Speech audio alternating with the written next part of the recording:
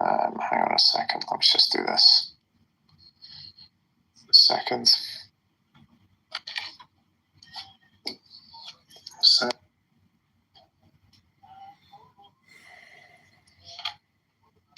somebody who says, 30,000 civilians, 30,000 people dead is too much for even though it's an existential threat to Israel. So that means that they want a much more violent world.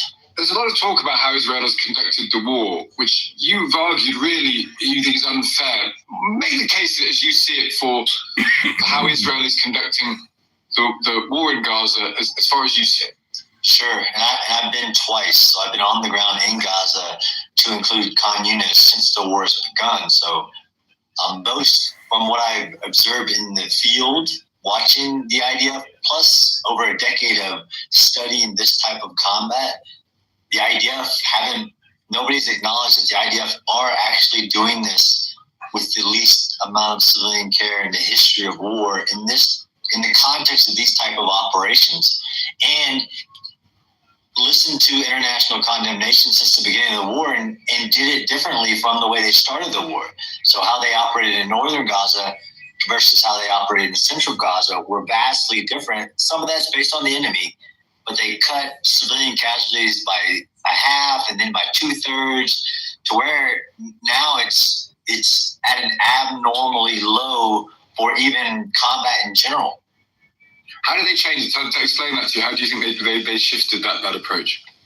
Well, a lot of it was in the targeting process. So the rockets were raining down, so they had to target rocket locations. The fight was a lot closer. They evacuated the cities versus doing very smaller operations. So they reduced the number of forces. They started with 4 divisions. Now they're down to 2 divisions.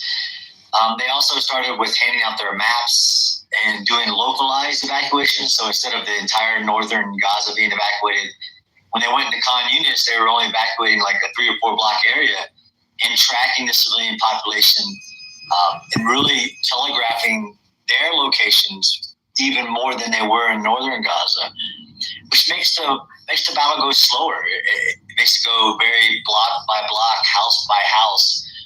They even did operations where they surprised 250,000 civilians in the middle of the night and then surrounded that area and then told them to evacuate and used facial recognition to pick up the Hamas members who have been this whole time just moving when the civilians get evacuated, just move with the civilians in the combat areas. Hang on a second.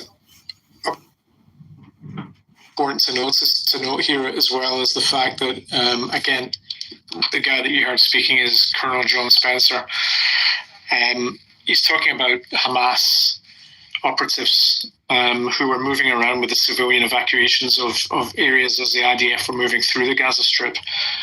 It's important to note as well that Yahya Sinwar at one point moved out of Rafah, or we call it Rafiah in Israel, and it moved out of Rafiah with evacuated civilians. He was dressed as a woman, and he moved north with the civilians. It just goes to show you as well that and John Spencer speaks for another 13 minutes on this. Hamas from day one used civilians as cover. They continue to use civilians as cover. They don't have any regard for any civilian in the Gaza Strip. They don't care if babies die. They don't care if 13-year-olds die. They don't care if 80-year-olds die, because at the end of the day, it suits their narrative. And their narrative all along has been, Yahya Sinwar said it himself, the more civilians that die in this war, the better it is on the international stage for Hamas. They will gain more support through civilian death. So continue firing rockets from buildings that are occupied by civilians. Continue firing rockets from inside hospitals. Continue firing RPGs from UNRWA schools and education centers in the Gaza Strip, because that's how we're going to get more civilian deaths, and they don't care. Those are the facts. And the sad reality is that so many of these spaces on X, Twitter,